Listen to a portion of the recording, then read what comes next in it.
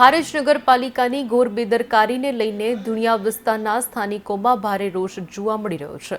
ધુણિયા વિસ્તારમાં ઉભરાતી ભૂગર્ભ ગટરના કારણે લોકો ત્રાહિમામ પોકારી ઉઠ્યા છે।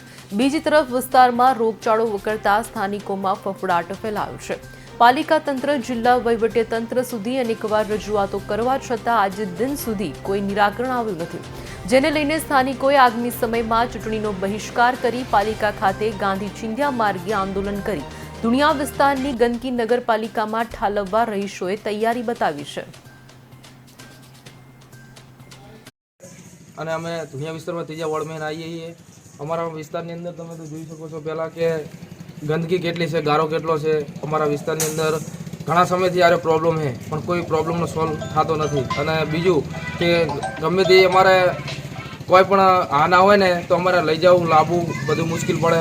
ઘણા ખાટલા મંદવાળ છે, અહીંયા ડેન્ગ્યુ શંકાસ્પદના કારણે ત્રણ તો મોત થયા છે, બરાબર। એટલે કોઈ અમારે કોઈ નિવારણ આવતું જ નહીં। અમે ઘણી જગ્યાએ રજૂઆત કરી।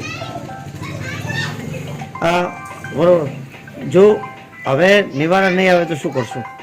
અમે ચૂંટણીનો બહિષ્કાર કરશું।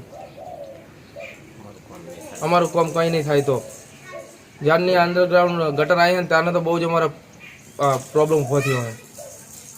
વોર્ડ નંબર 3 ધુણિયા વિસ્તારમાંથી અમે રહીએ છીએ। અમારે આ ગટર જ્યારની નાખી છે ત્યારની પ્રોબ્લેમ છે, ગટર ઉભરાય છે। કોઈ આનો ગટર ગારાનો કોઈ નિકાલ કરતા નહીં। નગરપાલિકામાં ચીફ ઓફિસર અને જ્યારે જગદીશ વિશ્વકર્મા સાહેબ આવ્યા હતા ત્યારે પણ અમે લેખિત રજૂઆત અને મૌખિક રજૂઆત કરી હતી, છતાં પણ કોઈ કામ કરતા નથી। જેમ નગરપાલિકાએ અમારી અરજીઓ માળવે ચડાવી દીધી એમ જગદીશ વિશ્વકર્મા સાહેબે પણ અમારી અરજીઓ માળવે ચડાવી દીધી એવું લાગે છે। અમે સીએમ સાહેબને લેખિત રજૂઆત કરી છે, છતાં પણ કોઈ નિકાલ કરતા નથી। અને ચૂંટણી વખતે ખાલી વોટ લેવા આવી જાય છે, પછી એમના ઘર ભરવા બેસી જાય છે, બરાબર। કોઈ કામ કરતા નથી। તો અમારી વિનંતી છે કે જલ્દીથી કામ કરે। અને જો કામ આ આગામી ચૂંટણી સુધી નહીં થાય તો અમે આગામી ચૂંટણીનો બહિષ્કાર કરશું અને નગરપાલિકામાં પણ આંદોલન કરશું અને કિચડ અમે ત્યાં લઈ જઈને ઠાલવશું। તો જલ્દીથી અમારા આ ગટરનો નિકાલ કરવા વિનંતી।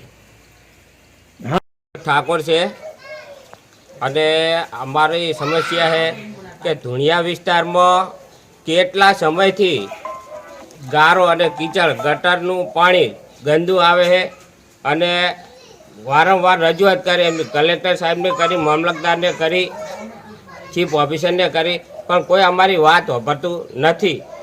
અને બીજું કે હમણે 3 મૃત્યુ થઈ ગયા અમારા વાહમાં ડેન્ગ્યુ મચ્છરના કારણે, પણ અમે છતાં એમને કીધું પણ કોઈ વાપરવા તૈયાર જ નથી। અને હવે જો નહીં વાપરે તો અમે 2 દિવસમાં ભૂખ હડતાલ પર બેસું અને આંદોલન કરશું અને આવનાર ચૂંટણીનો બહિષ્કાર કરશું।